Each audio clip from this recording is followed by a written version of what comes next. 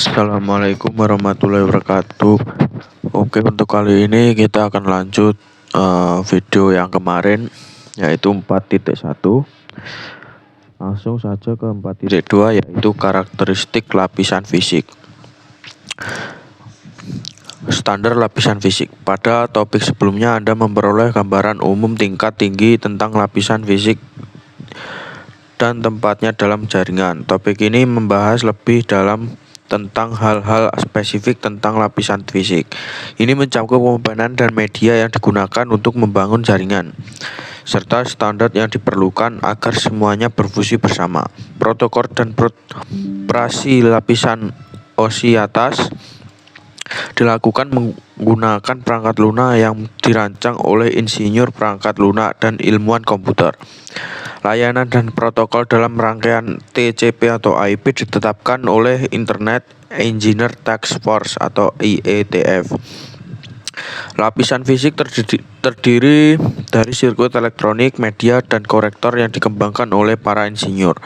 Oleh karena itu, sudah sepantasnya standar yang mengatur perangkat keras ini ditetapkan oleh organisasi teknik listrik dan komunikasi yang relevan. Ada banyak organisasi internasional dan nasional, organisasi pemerintah yang mengatur, dan perusahaan swasta yang terlibat dalam menetapkan dan memelihara standar lapisan fisik. Misalnya standar perangkat keras, media, pengodean, dan pensinyalan. Selain itu, seringkali terdapat kelompok standar pemasangan kabel regional seperti CSA atau Asosiasi Standar Kanada, dan JSA atau JIS, Asosiasi Standar Jepang. Selanjutnya yaitu poin 2, komponen fisik. Standar lapisan fisik membahas 3 area fungsional, yaitu komponen fisik, pengkodean, pemberian sinyal, dan komponen fisik. Komponen fisik adalah perangkat keras elektronik, media, dan konektor lain yang mengirimkan sinyal yang mewakili bit. Komponen perangkat keras seperti NIC, antarmuka, dan korektor, bahasa kabel, dan desain kabel semuanya ditetapkan dalam standar yang terkait dengan lapisan fisik. Selanjutnya yaitu poin 3. Pengobatan dan menyediakan baris adalah metode untuk mengubah aliran bit data menjadi kode yang telah ditentukan sebelumnya. Dengan kata lain, pengodean adalah metode atau pola yang digunakan untuk mempresentasikan informasi digital. Ini mirip dengan cara kode Morse. Pengodean pesan menggunakan serangkaian titik dan garis. Misalnya penyediaan Manchester merepresentasikan bit 0 dengan transisi lapangan tinggi ke rendah, dan bit 1 dipresentasikan sebagai transisi lapangan rendah tinggi. Contoh penyediaan Manchester diilustrasikan dalam gambar. Penyediaan Manchester digunakan dalam standar internet lama seperti 10 base T, internet 100 base TE menggunakan penyediaan 4B atau 5B, dan 1000 base T menggunakan penyediaan 8B 10B seperti pada gambar. Selanjutnya yaitu 4, persinyalan. Lapisan fisik harus menghasilkan sinyal listrik optik atau nirkabel yang mewakili 1 dan 0 pada media. Cara bit dipresentasikan disebut metode pesinyalan. Standar lapisan fisik harus menentukan jenis sinyal yang mewakili 1 dan jenis sinyal yang mewakili 0. Ini bisa sederhana perubahan level sinyal listrik atau pulsa optik. Misalnya pulsa panjang mungkin mewakili 1, sedangkan pulsa pendek mungkin mewakili 0. Ini serupa dengan metode persinyalan yang digunakan dalam kode Morse, yang dapat menggunakan serangkaian nada hidup, mati, lampu, atau klik untuk mengirim teks melalui kabel telepon atau antar kapal di laut. Selanjutnya poin 5 yaitu lebar pita. Media fisik yang berbeda mendukung transfer bit pada kecepatan yang berbeda. Transfer data biasanya dibahas oleh lebar pita. Lebar pita adalah kapasitas media yang membawa data. Lebar pita biasanya diukur dalam kilobit per detik atau kbps. megabit per detik atau Mbps. Bedanya yaitu M-nya besar dan untuk yang kilobit EK-nya kecil. Untuk gigabit per detik atau Gbps, lebar pita terkadang dianggap sebagai kecepatan bit. Namun ini tidak akurat. Misalnya dalam internet 10 Mbps dan 10 Mbps. Bit dikirim pada kecepatan listrik. Perbedaannya adalah jumlah bit yang dikirim per detik. Properti media fisik teknologi saat ini dan hukum fisika semuanya berperan dalam menentukan bandwidth yang tersedia seperti pada tabel. Selanjutnya poin 6, terminologi bandwidth.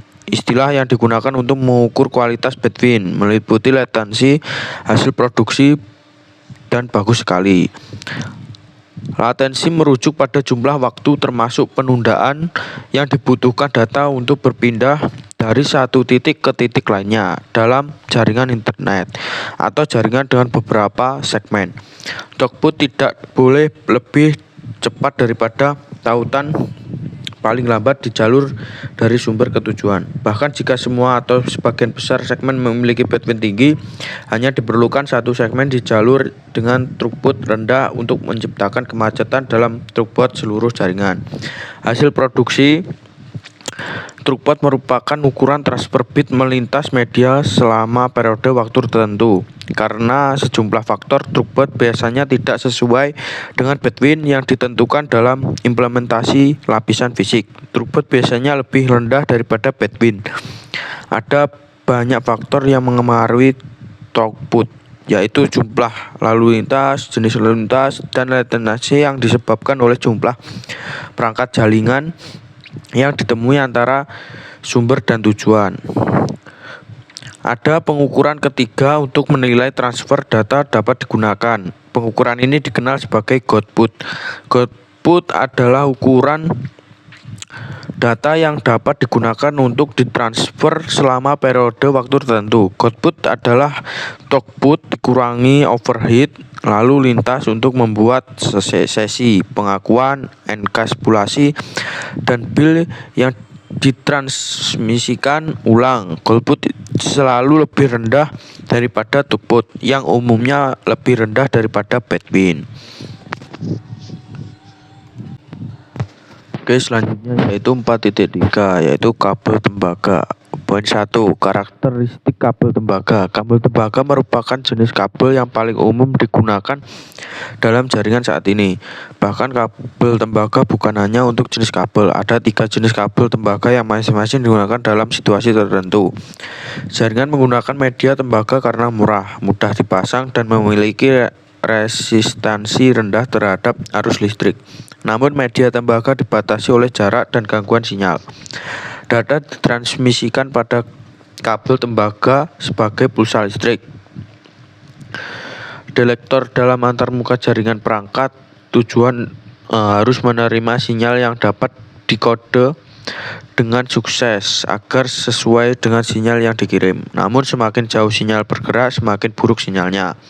Ini disebut sebagai pemahaman sinyal. Karena alasan ini semua media tembaga harus mengikuti batasan jarak yang ketat sebagaimana ditentukan oleh standar panduan.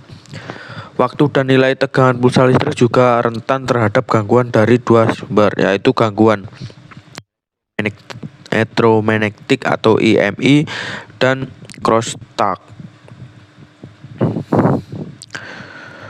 Untuk mengatasi efek negatif EMI dan FFI, beberapa jenis kabel tembaga dibungkus dalam pelindung logam dari memerlukan sambungan pertahanan yang tepat untuk mengulangi efek negatif crosstalk. Beberapa jenis kabel tembaga memiliki pasangan kawat sirkuit berlawanan yang dipilin bersama-sama yang secara efektif membatalkan crosstalk. Konstruk kabel tembaga terhadap kebisingan elektronik juga dapat dibatasi dengan menggunakan rekomendasi berikut: memilih jenis atau kategori, merancang infrastruktur kabel, dan menggunakan teknik pemasangan kabel yang mencakup penancangan dan terminasi kabel yang tepat. Poin 2 yaitu jenis-jenis kabel tembaga. Ada 3 jenis utama media tembaga yang digunakan dalam jaringan. Poin 3. Kabel UTP Universal Twist Pair. Kabel Universal Twist Pair atau UTP merupakan media jaringan yang paling umum. Kabel UTP yang diakhiri dengan konektor RJ45 digunakan untuk menghubungkan host jaringan yang perangkat jaringan perantara seperti switch dan router. Dalam LAN, kabel UTP terdiri dari 4 pasang kabel berkode warna yang dipilih bersama-sama lalu dibungkus dalam selubang plastik fleksibel yang melindungi dari kerusakan fisik ringan. Pelintiran kabel membantu melindungi dari gangguan sinyal dari kabel lain, seperti terlihat pada gambar. Poin 4. Kabel Twist Pair terlindungi STP. Kabel Twist Pair perlindungan memberikan perlindungan yang lebih baik terhadap gangguan dibandingkan kabel UTP. Namun dibandingkan dengan kabel UTP, kabel STP jauh lebih mahal dan sulit dipasang. Seperti kabel UTP, STP menggunakan konektor RJ45. Untuk mendapatkan manfaat penuh dari perlindungan, kabel STP diakhiri dengan konektor data STP berperlindungan khusus. Jika kabel tidak di-RD dengan benar, pelindung dapat berfungsi sebagai antena dan menangkap sinyal yang tidak diinginkan. Kabel STP yang ditunjukkan menggunakan 4 pasang kawat, masing-masing dililitkan dalam pelindungan loli, lalu dililitkan lagi dalam jalinan satu foil metalik menyeluruh. Selanjutnya poin 5. Kabel koaksial. Kabel koaksial atau yang disingkat koak mendapatkan namanya dari fakta bahwa terdapat 2 konduktor yang berbagi sumbu yang sama, seperti yang ditunjukkan pada gambar. Konduktor tembaga digunakan untuk mengirimkan sinyal elektronik. Lapisan isolasi plastik fleksibel mengelilingi konduktor tembaga, dan seterusnya. Ada beberapa jenis konektor yang digunakan pada kabel koaksial, yaitu BNC, tipe N, dan tipe F ditunjukkan pada gambar. Meskipun kabel UTP pada dasarnya telah menggantikan kabel koaksial dalam instalasi internet modern, desain kabel koaksial digunakan dalam situasi berikut: instalasi nirkabel dan instalasi internet kabel, seperti pada gambar.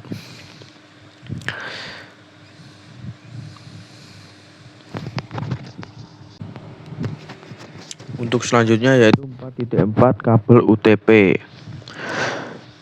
Poin 1. Sifat-sifat kabel UTP. Pada topik sebelumnya Anda telah mempelajari sedikit tentang kabel tembaga Universal Twist Pair atau UTP, karena kabel UTP merupakan standar untuk menggunakan di LAN. Topik ini membahas secara rinci tentang kelebihan dan keterbatasannya serta apa yang dapat dilakukan untuk menghindari masalah.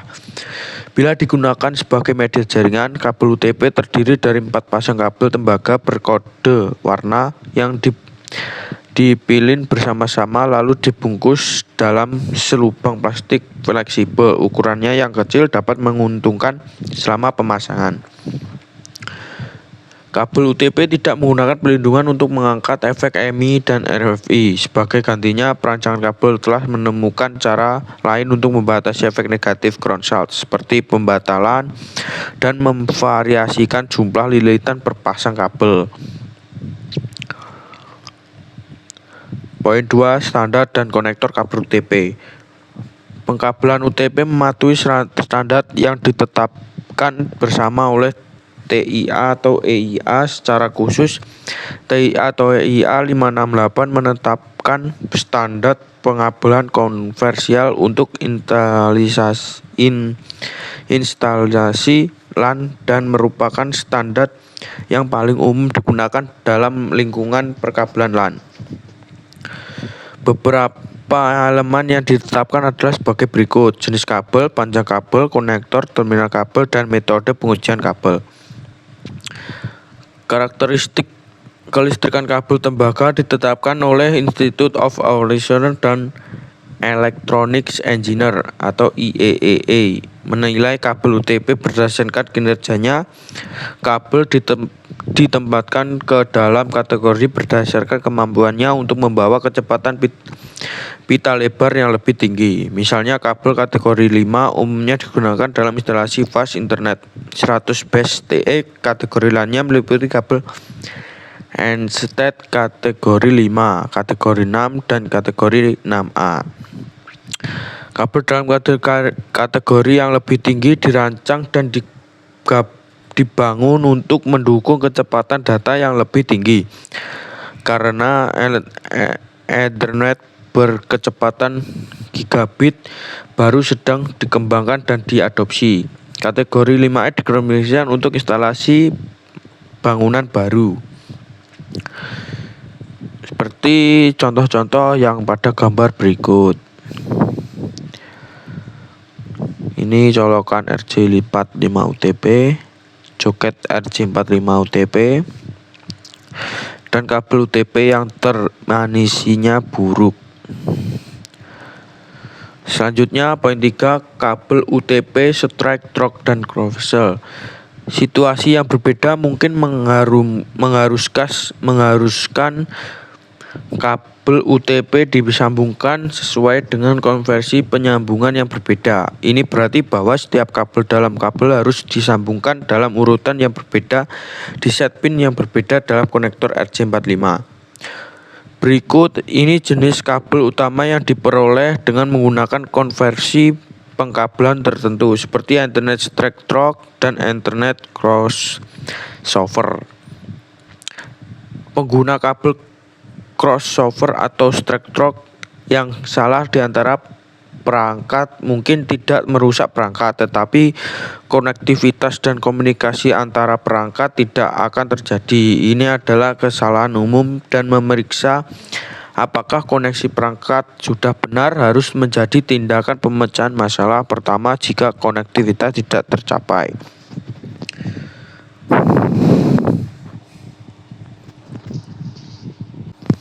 Oke, selanjutnya yaitu 4.5 kabel serat optik.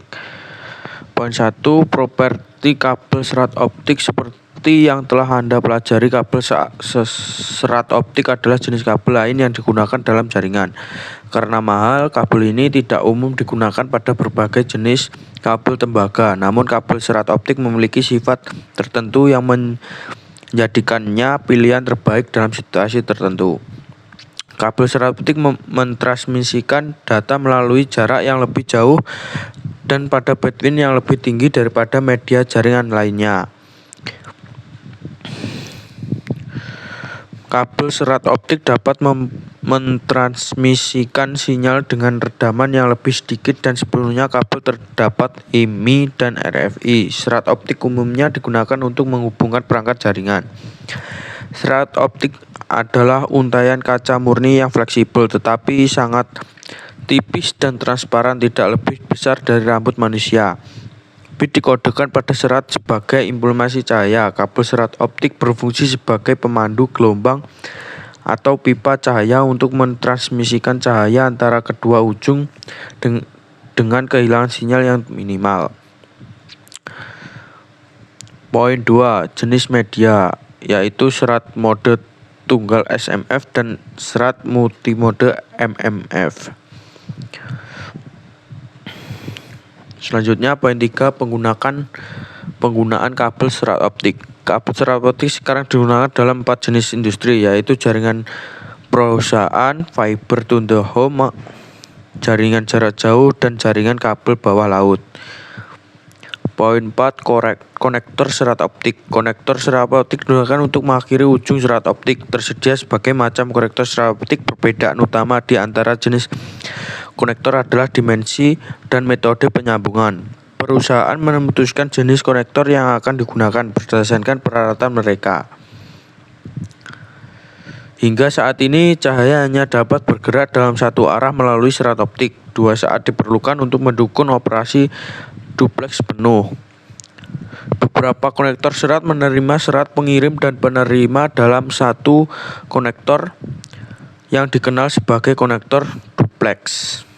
Selanjutnya poin 5, yaitu kabel pad serat optik. Kabel bat serat optik diperlukan untuk menghubungkan perangkat instruktur menggunakan warna membedakan antara kabel bat mode tunggal dan multimode. Poin 6 yaitu serat versus tembaga.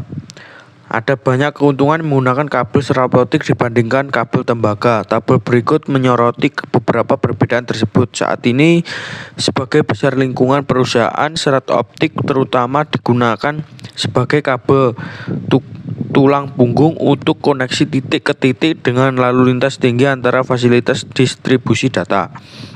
Karena kabel serat optik tidak menghantarkan listrik dan memiliki kehilangan sinyal yang rendah, kabel ini sangat cocok untuk penggunaan ini.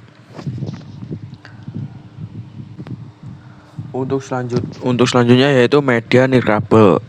Poin 1, properti media nirkabel. Anda mungkin mengetahui kursus ini menggunakan tablet atau ponsel pintar. Hal ini hanya mungkin dilakukan melalui media nirkabel yang merupakan cara ketiga untuk terhubung ke lapisan fisik suatu jaringan.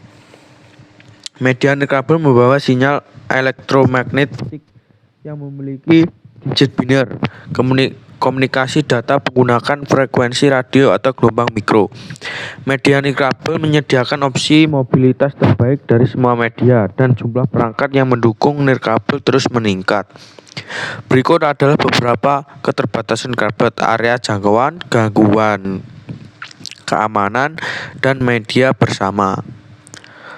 Poin 2 yaitu jenis media nirkabel. Standar industri telekomunikasi dan IEEE untuk komunikasi data nirkabel mencakup lapisan tautan data dan lapisan fisik. Dalam setiap standar ini, spesifik lapisan fisik diterapkan ke area yang mencakup hal berikut: pengkodean data, sinyal radio, frekuensi dan daya transmisi, persyaratan penerimaan dan decoding sinyal, dan desain konstruksi antena.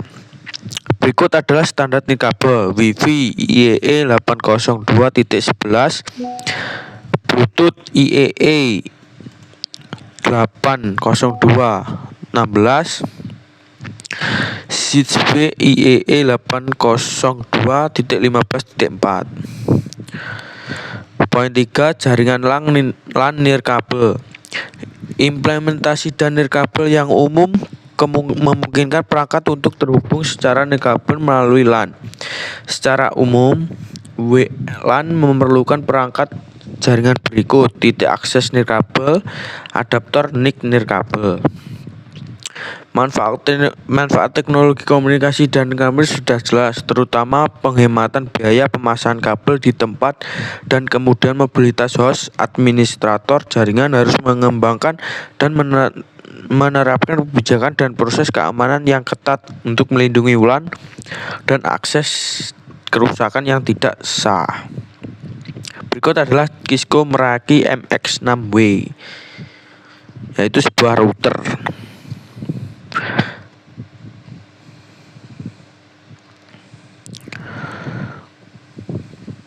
Oke, selanjutnya yaitu poin 5, paket tracker menghubungkan LAN kabel dan nirkabel. Saat bekerja di paket tracker, lingkungan lab atau lingkungan perusahaan, Anda harus tahu cara memilih kabel yang tepat dan cara menghubungkan perangkat dengan benar. Aktivitas ini akan memeriksa konfigurasi perangkat di paket tracker. Memilih kabel yang tepat berdasarkan konfigurasi dan menghubungkan perangkat. Aktivitas ini juga akan mengeksplorasi tampilan fisik jaringan di paket tracker. Poin 6 yaitu melihat informasi NIC berkabel dan nirkabel.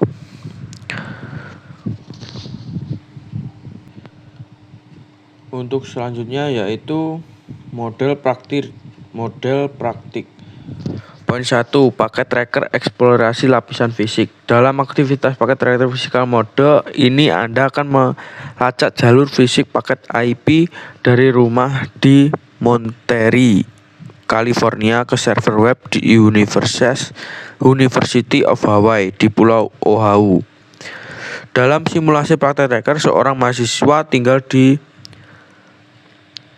Monterey. Konfigurasi Amerika Serikat dan secara teratur menggunakan perambahan web untuk mengakses situs web Universitas Hawaii di www.hawaii.edu. Saat ia melihat informasi yang diunduh dari server web komputer rumahnya, ia menjadi penasaran tentang bagaimana paket IP tersebut menempuh perjalanan antara metode Hawaii, apa jalur sebenarnya diambil paket tersebut. Poin 2 yaitu paket tracker hubungan lapisan fisik. Dalam aktivasi ini Anda akan menjelajahi berbagai opsi yang tersedia pada perangkat jaringan. Anda juga akan diminta untuk menentukan opsi mana yang menyediakan koneksi yang diperlukan saat menghubungkan beberapa perangkat terakhir. Anda akan menambahkan modul yang benar dan menghubungkan perangkat.